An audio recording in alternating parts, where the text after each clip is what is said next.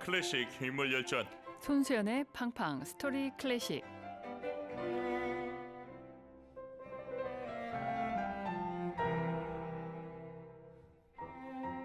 사랑하며 알게 되고 알게 되면 들립니다. 클래식 음악사의 한 획을 그은 특별한 연주자와의 만남. 드라마틱한 삶을 살았던 음악가의 인생과 음악 이야기가 있습니다.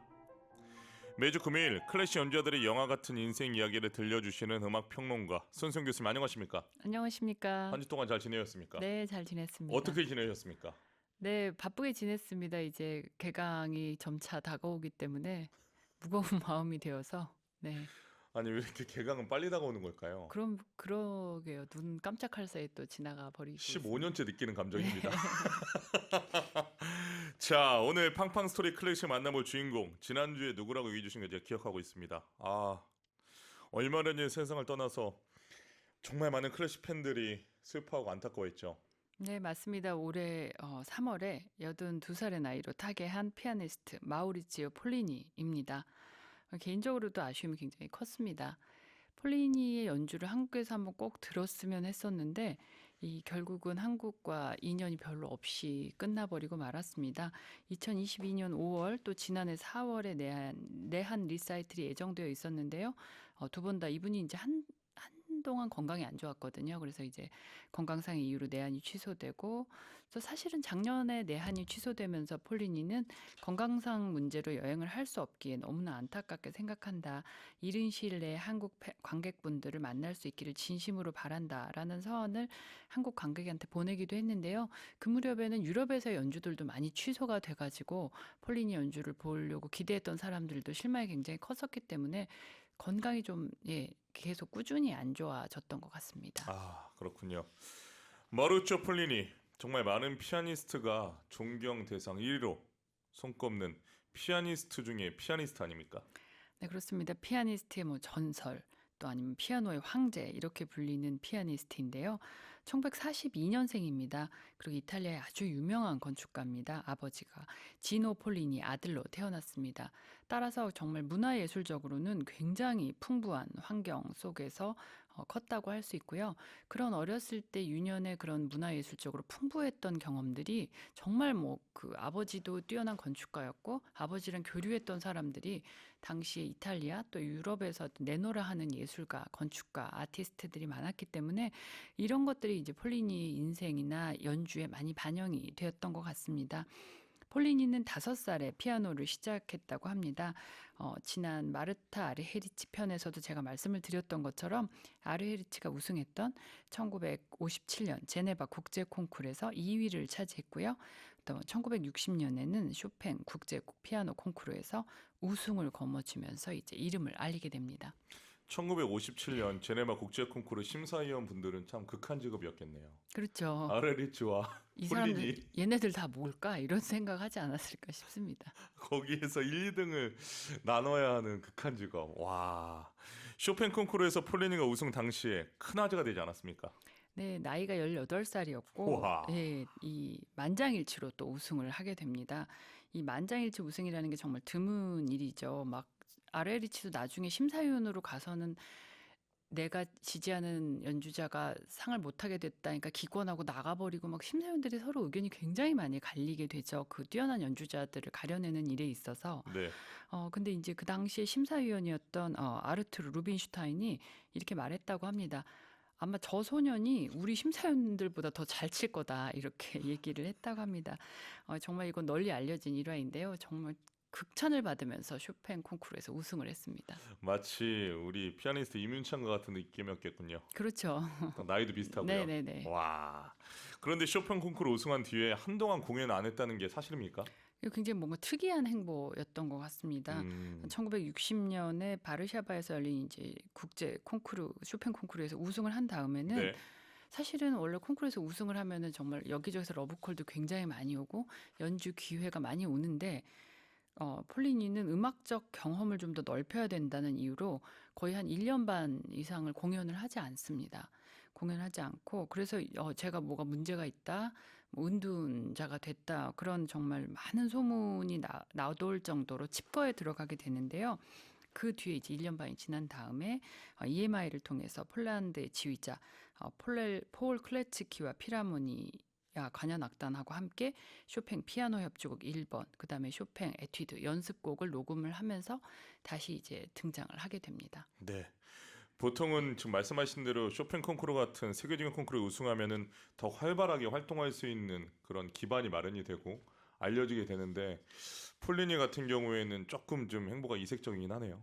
폴리니는 뭐 한평생을 이렇게 굉장히 뭐 대중적인 연주자라고 할 수는 없었거든요. 굉장히 뭔가 음, 자신만의 독특한 행보, 독자적인 개성도 굉장히 강했고 성격적으로도 그런 독자적인 행보를 보여줬는데 이때는 정말 10대 후반의 소년인데도 불구하고 자신의 인생에 대해서 이런 결정을 한 것 너무 같습니다. 신중한 거 아닙니까? 네, 그렇습니다. 이 청중이 만나고 싶어 할 거 아니에요. 이제 막 우리 조성진 또 이민찬 피아니스트한테도 많은 그런 제안들이 오는 것처럼 근데 이제 그러지 않고 라이브 연주회를 딱 멈추고 정말 레슨, 연습, 그리고 또 음반 녹음 이런 것들만 지속을 하게 되면서 그리고 정말 또 한 명의 정말 자기만큼 특이한 스승님을 찾아가서 가르침을 받습니다. 오, 누군가요? 네, 전에 그 아르헤리티 시간에 말씀을 드렸던 네. 아르투로 베네데티 미켈란젤리한테 가르침을 받습니다. 어, 이 근데 이제 이 미켈란젤리한테 영향을 받은 다음에 폴리니는 이렇게 평가가 두 개로 나뉩니다. 굉장히 정교한 테크닉, 감정적인 절제를 배웠다라는 정말 좋은 평가가 있는가 반면 네. 정말 틀에 박히고 냉정한 연주자가 되어버렸다라는 그런 우려가 동시에 공존할 정도로 어떤 스승의 영향을 많이 받았다고 할 수 있습니다. 이렇게 누군가를 어느 타이밍에 만나느냐. 이 대가들의 이 궤적을 보면 참 중요한 것 같습니다. 마르타 아르헤리치가 네. 이 정말 미켈란젤리한테 배우고 싶어가지고 갔는데 2년 동안 레슨 4번 받았다고 했잖아요. 그래서 정말 6개월에 한 번이군요. 네, 너무 실망하고 네. 미국으로 건너가는 이제 계기가 되는데 제가 보니까 폴리니는 그거보다는 더 많이 받은 것 같습니다만은 레슨을 받았던 시간은 상대적으로 짧았습니다. 네. 그리고 또 이 미켈란젤리 자신이 굉장히 개성이 강한 연주자다 보니까 폴리니한테 있어서는 미켈란젤리하고 더 오래를 공부를 한다는 것은 거장이 원하는 대로 연주를 한다는 걸 의미하기 때문에 여기에 그렇게 크게 의존하려고 하지는 않았던 것 같습니다. 그리고 또 미켈란젤리 자체도 폴린이 별로 가르칠 게 없다 더 이상 그럴 정도로 이미 이제 하산해라 이렇게 말할 정도로 말했다고 합니다. 그래서 어, 어찌됐거나 이런 지금 이 결과적으로 보면은 어떻게 보면 잘한 선택이었다라고 볼 수 있는데요. 그 당시로는 굉장히 독특하다, 특이하다. 저 사람은 이런 평가를 들으면서 정말 모든 그 콩쿠르에 우승한 직후에 연주회를 삼가하고 더 공부 그리고 더 레퍼토리를 넓히는 데 집중을 하게 됩니다. 저는 이 부분이 참 대단하다고 느껴지면서도 좀 상식적이지 않다고 느껴지기도 하는데 이 폴레이 자체가 조금 상식하고는 벗어나는 편입니다. 근데 이렇게 어린 나이부터요. 네. 싹수가 예, 이미 그런 될성부른 나무지 않았나 싶은데요. 그런 것들 제가 아까 처음에 그 어떤 가정 환경 아주 또 유복하기도 했지만 문화예술적으로 굉장히 풍부한 그런 세례를 많이 받았던 사람이기 때문에 이런 것들이 이제 어린 시절부터 몸에 녹아 있었던 것 같고 자신을 예술적으로 예술가로 성장시키는데 어떻게 나가야 하는지가 좀 다른 연주자들보다 일찌감치 방향이 섰던 것 같습니다. 알겠습니다. 자, 여기서 폴리니 연주를 들어보겠습니다. 오늘의 첫 번째 연주곡 어떤 곡인가요? 네, 녹턴을 한번 들어보시겠습니다. 네, 쇼팽의 녹턴 1번 B플랫 단조 피아니스트 마우리치오 폴리니 연주로 감상하시겠습니다. 쇼팽 녹턴 1번 B플랫 단조 피아니스트 마우리치오 폴리니가 연주했습니다. 어쩜 소리가 이렇게 질감이 뚜렷하고 깊죠? 네, 그렇습니다.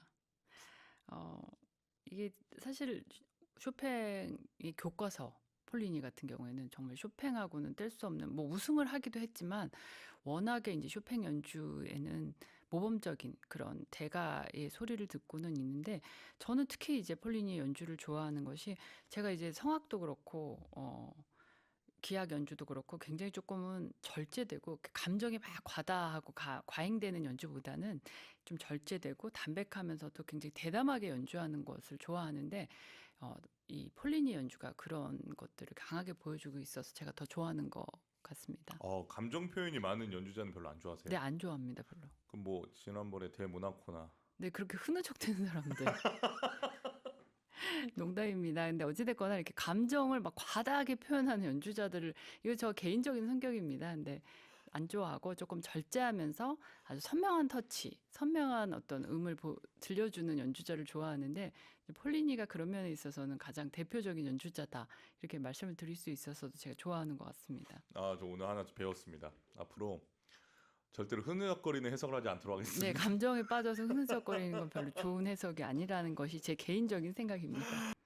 한때 은둔자라는 소문에 휩싸이기도 했지만 세계 무대에서 폴린이 활발하게 활동을 했죠. 네, 뭐 그 이후에는 정말 세상을 떠날 때까지 아주 활발하게 활동을 했고요. 뭐 전 세계, 유럽을 비롯한 전 세계 각지에서 최고의 피아니스트로 활약을 했습니다. 특히 이제 악보에 충실한 그런 정석적인 연주, 제가 이제 좋아하는 선호하는 연주 스타일인데요.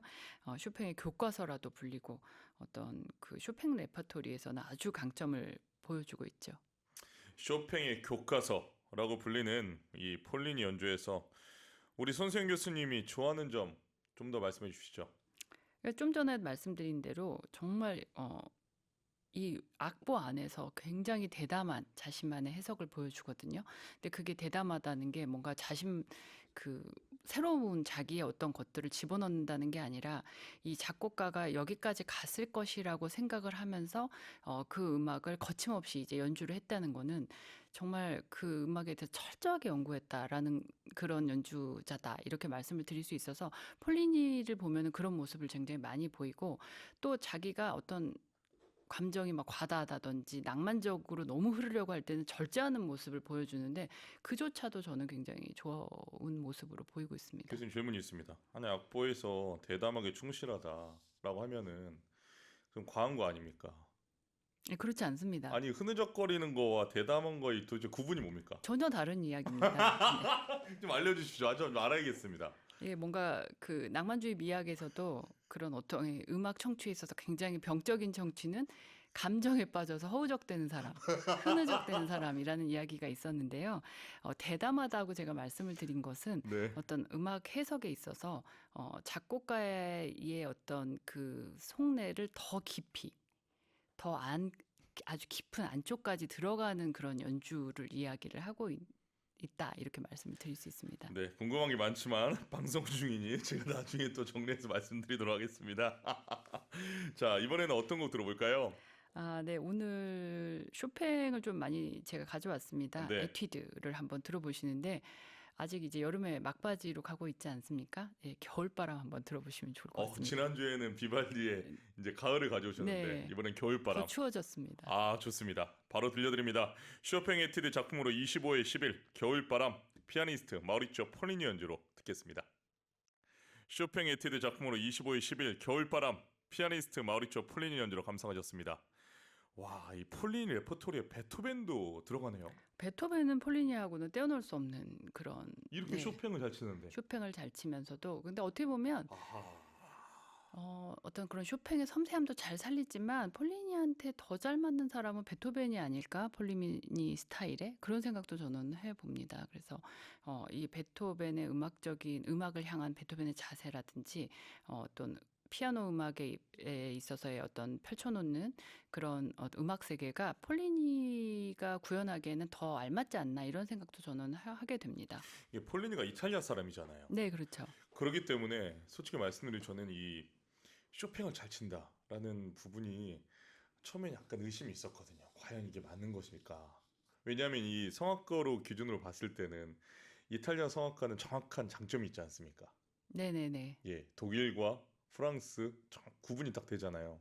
그런 의미에서 이 폴리니가 가지고 있는 국적과 쇼팽, 더군다나 오늘 말씀해주신 베토벤까지 해석이 된다라는 건 정말 대단한 것 같습니다. 그 보통 이탈리아 연주자들, 이탈리아 음악의 특성하면은 네. 어떤 화려함, 그렇죠. 예, 화사함, 뭐 어떤 화성적인 부분이 굉장히 강조가 되는, 그리고 또 이제 그 성악에 있어서는 아까 제가 말씀드린 어떤 그런 과장된 연기들, 표현력 이런 것들을 많이 말씀하시는데 아까 말씀드린 대로 폴리니는 그런 계보하고는 조금 다른 예, 연주자입니다. 성격적으로도 그렇고 그래서 이 사람이 이탈리아 사람이지만 어떤 쇼팽의 그 섬세함을 굉장히 명료한 터치로 구현을 해냈듯이 또 그 베토벤의 엄격하면서도 열정적인 부분을 또 굉장히 어떤 자신의 강하면서도 또 어떻게 보면은 아주 풍부한 음색이 살아있는 그런 터치로 이걸 잘 살려낸다고 볼 수 있겠습니다. 그 마이스트로 클라우디오 아바도와 폴리니아 친했던 걸로 알고 있습니다. 굉장히 친한 친구였습니다. 음, 그래서 많은 콘서트를 했고 음반을 남겼습니다. 성격적으로도 두 분이 잘 맞았던 것 같습니다. 그래서 이 아까 그 지난 시간에 제가 이 안네소피 무터가 지멘스상을 여성으로서 최초로 수상했다고 말씀을 네네. 드렸었잖아요. 그런데 이 폴리니 또한 이 지멘스상을 수상을 했고 또 뭐 프리미엄 임페리얼상, 로열 필하모닉 협회 음악상 같은 걸 받으면서 정말 많은 권위를 인정을 받았는데요. 그 도이치 그라모폰에서 발매한 다수의 앨범이 또 뭐 그래미 어워즈나 디아파송 뭐 이런 상등을 수상하는데 아바도하고도 함께 작업한 작품들이 굉장히 많습니다. 그렇군요. 여러분 기억해 두셨다가 감상하시면 좋을 것 같습니다. 자, 이번에 들을 곡은 베토벤인가요? 네, 그렇습니다. 피아노 협주곡 5번 중에서 이 2악장을 한번 들어보시겠습니다. 네, 베토벤의 피아노 협주곡 5번 E플랫 장조 작품으로 73 황제종 2악장 아다지온 포커모소를 피아니스트 마우리cio 폴리니, 카를 뱀이 지휘하는 빈필하모닉 오케스트라 연주로 감상하시겠습니다. 베토벤의 피아노 협주곡 5번 E플랫 장조 작품으로 73 황제종 2악장 아다지온 포커모소 피아니스트 마우리cio 폴리니, 카를 뱀이 지휘하는 빈필하모닉 오케스트라 연주로 감상하셨습니다. 폴리니는 베토벤 피아노 소나타 전곡을 다 녹음했습니다. 네, 시차를 두면서 이제 지속적으로 계속 녹음을 했습니다. 2020년 3월 완전히 노년에 접어든 다음에 베토벤 피아노 소나타 전곡 프로젝트의 끝을 장식하는 음반을 선보이기도 했습니다. 대단합니다.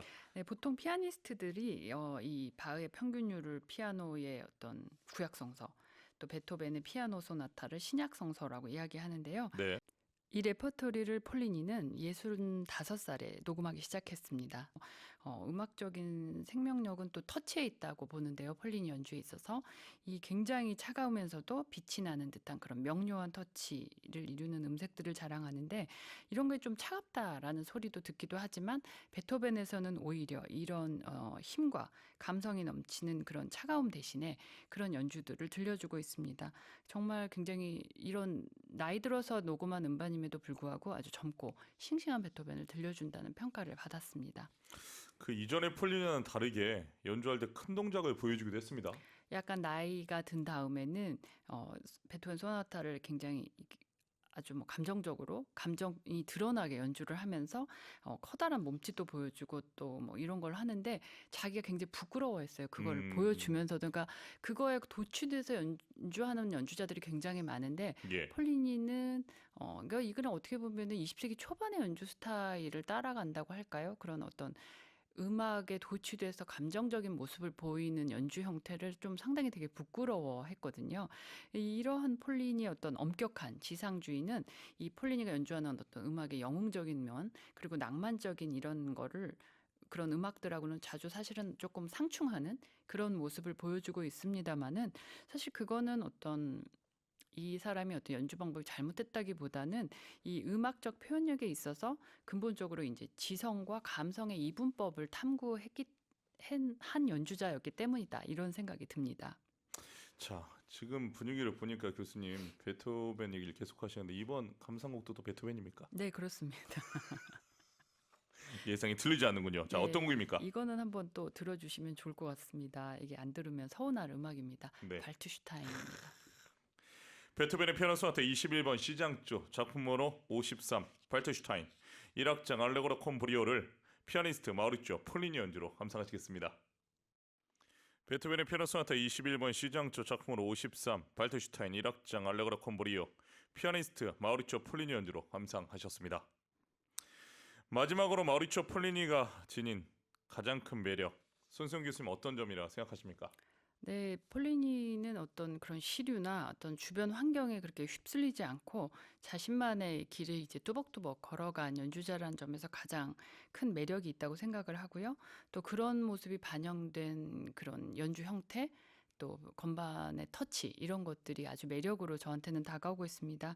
그리고 또 폴리니한테서 또 독특한 부분 중에 하나는 어떤 사회적인 현상이나 활동 이런 거에 굉장히 또 의외로 관심이 많았습니다. 굉장히 내성적이면서 또 이렇게 자신을 막 밖으로 드러내는 것을 별로 좋아하지는 않았지만 어떤 그런 사회 문제에도 관심이 굉장히 많아서 2022년에 5월에 자신의 모교였던 밀라노 음악원 살라 베르디에서 슈베르트와 쇼팽의 자선 콘서트를 열었는데요. 그게 바로 이제 우크라이나 전쟁을 위한 그런 기금 마련을 위해서 모금을 한 거여서 이런 면에서도 뭔가 존경할 만한 연주자라는 생각이 듭니다.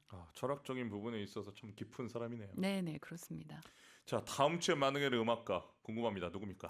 지금까지 만나보신 계열의 테너하고 조금 다른 테너를 어허, 만나보시겠습니다. 테너 호세 까레라스입니다.